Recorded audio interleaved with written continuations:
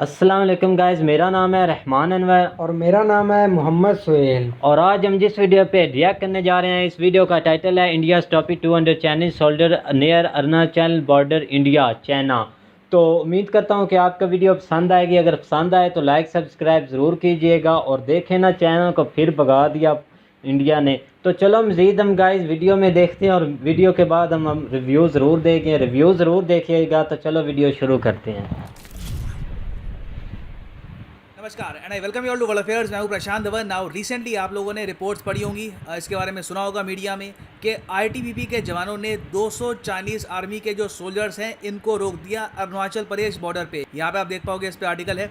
Now इस particular news को लेकर ना कुछ फैक्ट्स सही हैं मगर कुछ न्यूज़ यहाँ पर गलत भी सर्कुलेट की जा रही है। फॉर एग्जाम्पल एक न्यूज़ यहाँ पर सर्कुलेट ये हो रही थी कि चाइनीज़ आर्मी के जो जवान थे यहाँ पर जब अरुणाचल प्रदेश से इंडिया में एंटर करने की कोशिश कर रहे थे तो उस वक्त आईटीबीपी के जवानों ने, क्योंकि आपको पता होगा कि यहाँ पर करती है आईटीबीपी बॉर्डर की पेट्रोलिंग, तो आईटीबीपी ने यहाँ पर कुछ चाइनीज़ सोल्जर्स को डिटेन कर लिया, पकड़ लिया।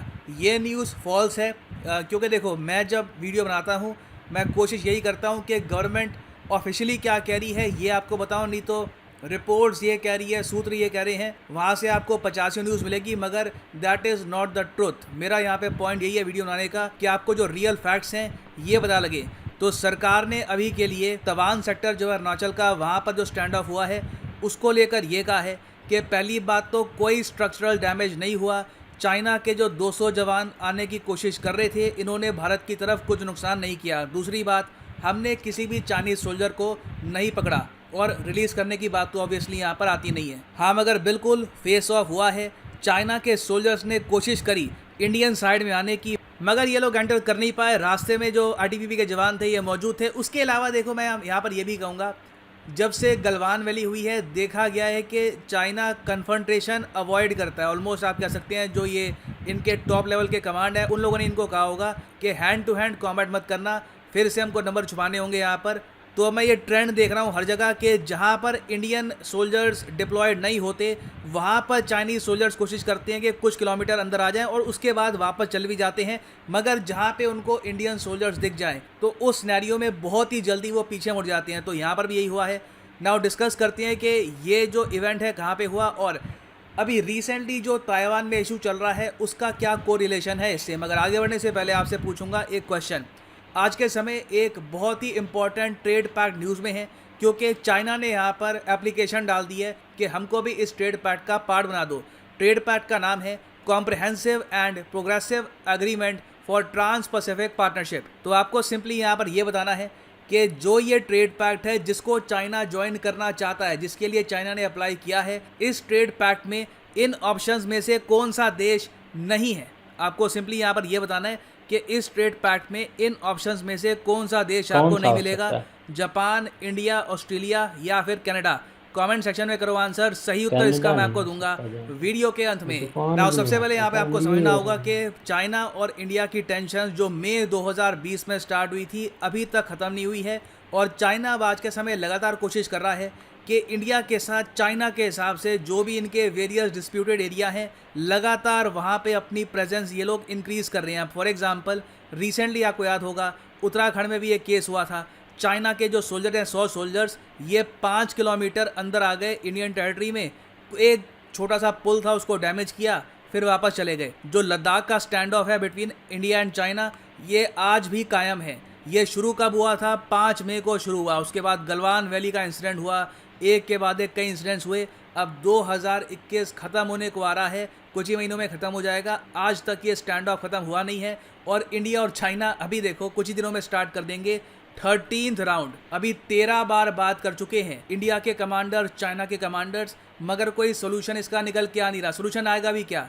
इंडिया कहता है कि पीछे यहाँ से हट जाओ, चाइना कहता है कि नहीं कुछ एरिया से पीछे हटेंगे, कुछ एरिया से पीछे नहीं हटेंगे। नाउ लद्दाख का स्टैंड ऑफ कायम है। उत्तराखंड में धीरे धीरे ये आना स्टार्ट कर रहे हैं। अब इन्होंने तीसरा जो यहाँ पे फ्रंट है ये ओपन करना स्टार्ट कर दिया है, अरुणाचल प्रदेश। अरुणाचल प्रदेश का एक सेक्टर है बहुत ही इंपॉर्टेंट, बहुत ही सेंसिटिव है क्योंकि भूटान के करीब इसकी बॉर्डर है। ये है तवांग सेक्टर ऑफ अरुणाचल प्रदेश। यहाँ पे आप देख पाओगे ये अरुणाचल प्रदेश है, ये ऊपर तिब्बत हो गया, यहाँ पे है भूटान, और यहाँ पे आपको मिलेगा बम ला पास, और इधर यहाँ पे आपको मिलेगा तवांग सेक्टर भारत का। अब क्या है कि चाइना के लिए सेक्टर बहुत ज़्यादा इंपॉर्टेंट है। कई बार हमने देखा है कि चाइना ने इस पर्टिकुलर सेक्टर को टारगेट करने की कोशिश करी है, क्योंकि चाइना यहाँ पर ये मानता है कि इस सेक्टर पे प्रेशर डालकर चाइना आराम से भूटान और इंडिया दोनों पे प्रेशर डाल सकता है, क्योंकि ये एरिया एक ट्राई जंक्शन एरिया के करीब है। और दूसरा फैक्टर यहाँ पे तवांग का ये भी है कि अगर आप 1962 वॉर को देखो, एक्चुअली यहाँ पे ना आपको ये भी समझना होगा कि चाइनीज़ मिलिट्री सोचती कैसे है। मैंने पिछले कुछ सालों में चाइना के जो थिंक टैंक्स हैं, उनके जो ट्रांसलेटेड वर्जन्स हैं, उनकी रिपोर्ट्स के वो पढ़े हैं, तो वो लोग साइकोलॉजिकल वॉरफेयर में काफ़ी बिलीव रखते हैं कि दुश्मन को संकेत दे दो कि तुम किस तरीके से उसको डैमेज करोगे। ज़रूरी नहीं है कि आपको वॉर करनी है, आप काफ़ी बार एक एनिमी को एक मैसेज भी सेंड कर सकते हैं कि ये एरिया जो है यहाँ पे हम पहले अटैक कर चुके हैं, फिर से यहाँ पे अटैक करेंगे।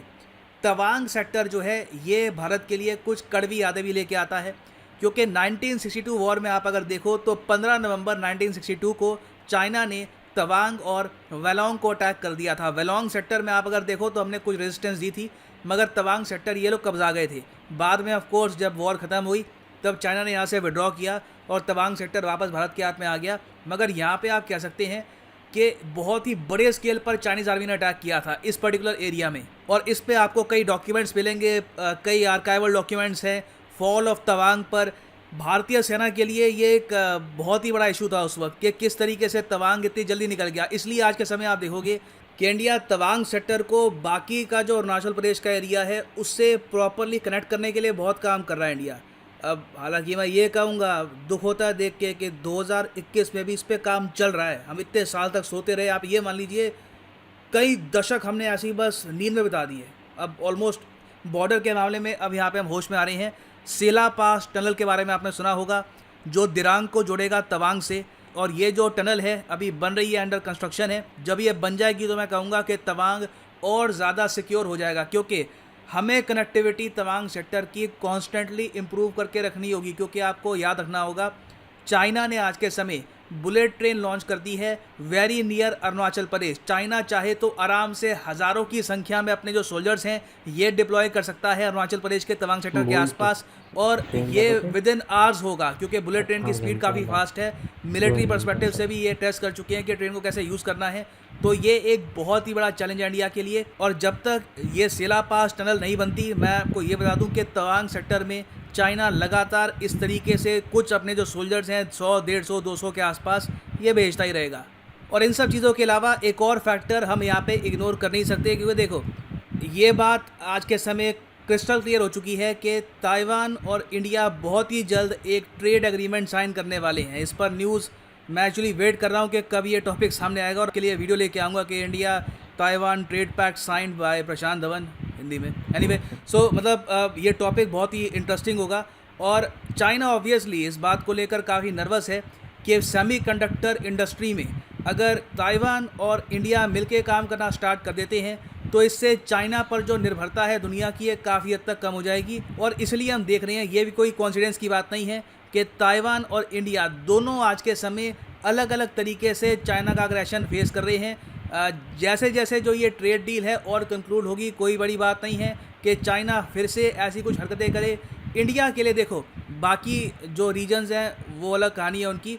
इंडिया के लिए अरुणाचल प्रदेश में सिंपल सॉल्यूशन है, टनल्स क्रिएट करिए और बॉर्डर आउटपोस्ट इंक्रीज़ करिए। क्योंकि देखो दूर से देखने में ये बहुत बड़ा एरिया लगता है, मगर बहुत सारा जो यहाँ पर एरिया है पहाड़ों से कवर्ड है। यहाँ पे लिमिटेड कुछ पासेज हैं, पहाड़ों के बीच की जगह है, वहीं से ज़्यादातर जो सोल्जर्स हैं वो ट्रैवल कर सकते हैं।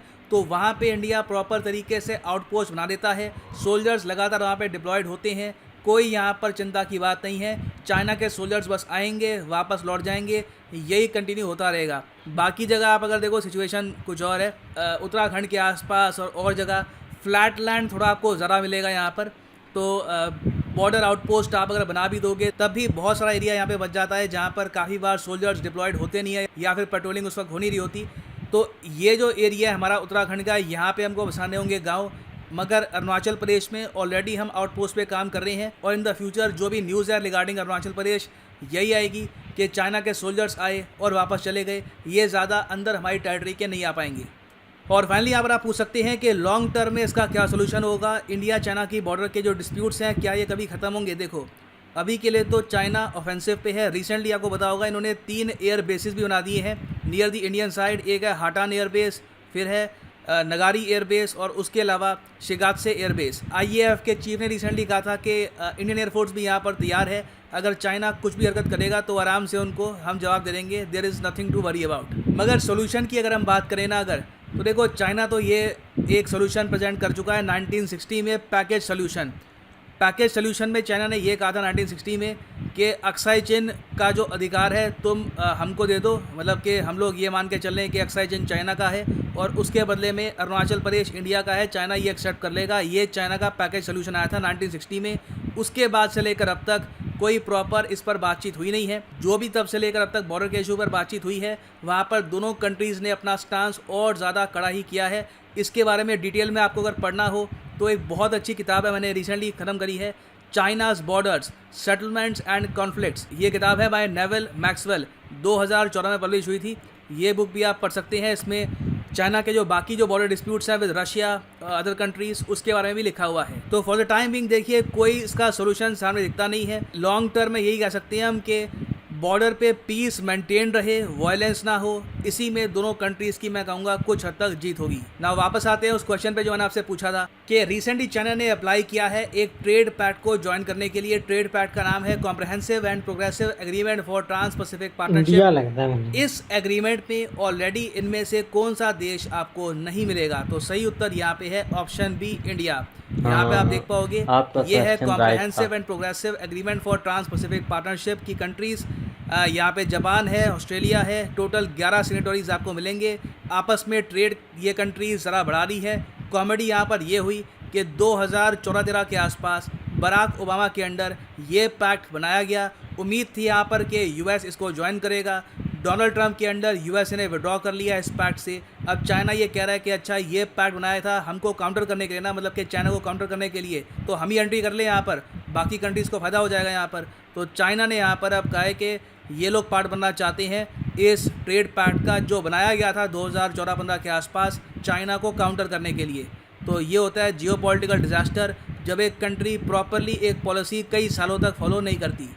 और फाइनली यहाँ पर मैं ये भी ऐड कर दूं कि अनअकैडमी के तो गाइस जैसा कि आप वीडियो देख रहे थे और वीडियो में बताया जा रहा था कि जो अभी हाल ही में जो दोबारा जो चाइनीज़ है ना सोल्जर, उन्होंने हाल ही में क्या कल का वाक़या है ये भाई? अच्छा। कल का या परसों का? आपने आज खबर देखी है? बिजी थे आप लोग? हाँ बिजी था थोड़ा, इसलिए लेट खबर मिली। तो ये आपको अजीब सा नहीं फील हो रहा कि वो दोबारा आए और आगे से इंडिया से पकड़ लिया? और इसमें प्रशांत धवन ये भी बोल रहे थे कि ये कुछ इसमें गलत खबरें भी हैं, मतलब कि वो आए थे और अचानक से आगे से जो इंडियन सोल्जर्स हैं वो आ गए और उन्होंने उनको पकड़ लिया, या जो भी है इस तरह की कोई न्यूज़ है। ये मुझे तो ये समझ नहीं आ रही थी कि चाइना में इतनी हिम्मत कहाँ से आ गई जो इंडिया से अगेन पंगा लेते हैं। और भाई चाइना भाई पावर है, सुपर पावर है, दूसरा है और अमेरिका से बाद में ये है ना, कौन सी है अभी 2023 में 24 में ये जो मसले बने हैं ना, ये ना बने होते तो वो सुपर पावर होने थे। अब ऐसे ना बोल दो कि अब वो चाइना है ही कुछ नहीं, चाइना बहुत कुछ है। चाइना क्या है, जाती है वहाँ से जब इंडियन सोल्जर आते हैं तो तब भाग जाते हैं। अगर सुपर पावर है तो उनके साथ फेस टू फेस लड़े ना, लड़ सकते हैं, मैं ये नहीं बोलता कि लड़ते नहीं, कभी आते हैं घोड़ों पर और फिर पिछले कदमों पर चले जाते हैं गब्बर की तरह। वो डर थोड़ा सा है, वो बात और है। और दूसरा ना इससे हटकर ऐसा डर तो नहीं ना, अगर उनमें सुपर पावर वाली हिम्मत है तो इंडिया के साथ लड़े। मुझे तो नहीं लगता कि वो इंडिया के साथ मुकाबला कर सकते हैं, क्योंकि आज उन्होंने 200 सोल्जर पकड़ नहीं लिया यार। वो पकड़े थे, वो आ रहे थे गरीब तो वो पकड़े गए। अब इसमें क्या आ नहीं रहे थे, वो इंडिया मिलने आ रहे थे, शायद हाथ मिलाने आ रहे होंगे। वो अगेन इनकी कोई ना कोई जो पुली थी ना, ब्रिज गिराने आ रहे थे, जो पुलिया इनकी कमजोर हो गई थी वो गिरा जाते हैं और ये नमी बना देते हैं। बस नहीं बना देते हैं, बिल्कुल ऐसे ही इसी तरीके से नहीं बन जाती है ना वो बस वो पुली गिरा सकते हैं, क्योंकि छोटे छोटे से तो होते हैं चाइनीज आर्मी, तो इंडिया का क्या बिगाड़ सकते हैं? इतनी सी होगी। भाई इंडिया में बहुत पावर है। और नहीं भाई, उनकी जो लड़ाई हुई थी ना लद्दाख में, हाँ। वहाँ पे थोड़ा सा उन्होंने इंडियन आर्मी को धोया था, इसमें तो ये वो नहीं धोया नहीं था, वो बस थोड़ी सी अफवाहें हमारे पाकिस्तान के ज़हन में बैठी हुई हैं। वो कुछ मसला बन गया था इंडियन आर्मी को, मतलब वो कुछ टेंशन में थे, थके हुए थे। नहीं ऐसा थके हुए क्या नहीं थे कि मसला। वो वहाँ पर और वो बाढ़ कोई खुदाई कर रहे थे, जिस वजह से बाड़ों वो की खुदाई कर रहे होंगे, क्योंकि देश की हिफाजत करना इतनी आसानी का काम नहीं होता। तो चाइना को चाहिए ना फेस टू फेस लड़े उनको के साथ। भाई आप देख ले अब ये बोल रहे हैं कि ये झूठी खबर है, जो ये है ना भाई चाड़ते वीडियो वर्ल्ड फेयर की, ये फुल इंफॉर्मेशन लेकर रियलिटी बताते हैं। कुछ अफवाहें थी कि ये फेक न्यूज़ है, इन्होंने नहीं पकड़े इंडिया के, लेकिन कन्फर्म हो चुका है। आपने जियो न्यूज़ पर भी सुना होगा कि इंडिया सोल्जर ने पकड़ लिए हैं चाइनीज़ को। हाँ, दो तो ये सोल्जर इस पे सोल्जर बात था, कर रहे थे। तो और उससे हटकर जो बात कर रहे थे ना कि वो जो ये अब उत्तराखंड है, उसके बाद जो जो मैंने अभी नाम दिया, क्या उसको बोला है, लद्दाख, और उसके लद्दाख बाद ये जो है इसको अरुणाचल, ये मतलब आप देख लेना कि वो आहिस्ता आहिस्ता इन पे काबिज़ हो रहे हैं जो चाइनीज़ हैं। और मतलब जो अभी हाल ही में हमने जो वीडियो देखी थी भाई की, वो बोल रहे थे कि जो उत्तराखंड है, उत्तराखंड नहीं मतलब कि जो लद्दाख है ना और उत्तराखंड, उन्होंने जो चाइनीज़ हैं उन्होंने तो अपनी तरफ से जो बसाया लिए हैं, मतलब कि वहाँ लोग आ रहे हैं, रह रहे हैं, उनको कोई मसला नहीं वहाँ पे। मतलब कि इंडिया साइड पे लद्दाख, और यहाँ ये मसला है कि वहाँ कोई गरीबों के लिए ना काम नहीं है। कोई काम होगा तो वो गांव ओ बनेंगे ना, भाई गांव नहीं काम बन रहे। क्यों नहीं, उन्होंने टनल जो बनाई है इंडिया वालों ने, वो काम इंडिया नहीं बना है। रही है या चाइना बना रही है? इंडिया वाले बना रहे हैं चाइना टर्मिनल। बना रही नहीं, है आप भाई। वीडियो रिव्यू करके दे सकते हैं।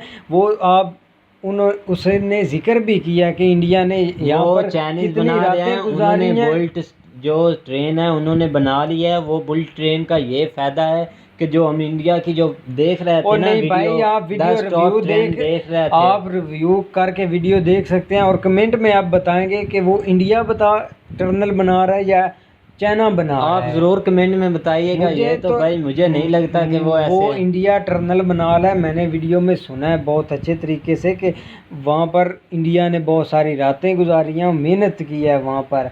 उनको दिन का नहीं पता, रात का नहीं पता, अपने मुल्क के लिए इतनी तरक्की कर रहे हैं। ठीक है, आपको तो मत पता भी चलो है भाई यार, मान लेते हैं आपकी, मान लेते हैं इंडिया की, पर मुझे नहीं लगता कि वो इंडिया की थी। मुझे तो लगता है चाइना की है। मतलब क्या आपका मतलब है कि अभी तक जो चाइनीज़ है वो इंडिया से भाग रहे हैं जो आर्मी से? तो भाग ही रहे ना भाई। आज 200 फौजी पकड़ना इतनी आसानी का काम नहीं। मुझे तो लगता है इंडिया के कोई 4-5 होंगे आर्मी वाले, नहीं उन्होंने इतने भी पकड़ भाई लिया लंबी होगा। लंबी ना छोड़ो, ये तो नहीं हो सकता ऐसे नहीं भी। भाई, इंडिया के पास पावर है, इंडिया बहुत के पास पावर है, इंडिया हम की- मानते हैं यार। मेरी अपनी इंडिया मेरी तो में- मशवरा माने ना चाइना वाले, तो वो तो इंडिया से दूर रहे, उनके सेहत के लिए भी अच्छा होगा। हाँ, और बिल्कुल ऐसे ही। उनसे चलो इंडिया से गाइस, दूर रहे ठीक। और किसी और से पंगा ले और हम ना काम कुम करें, इन्वेस्टमेंट करें कामों में। क्या करना है, जो काम करते हैं वो। 1962 में उन्होंने जंग की थी चाइना किस, तो क्या हाल हुआ था उनको। बिल्कुल ऐसे ही वो उस सबक वक्त सीखना उनके चाहिए। जो इंडिया ने उनके दांत खट्टे कर दिए थे। तो उम्मीद करता हूँ कि आपको गाइस वीडियो ये पसंद आएगी, बहुत ही पसंद आएगी। अगर पसंद आए तो लाइक सब्सक्राइब ज़रूर कीजिएगा और अपनी राय का इज़हार कमेंट में ज़रूर कीजिएगा। अल्लाह।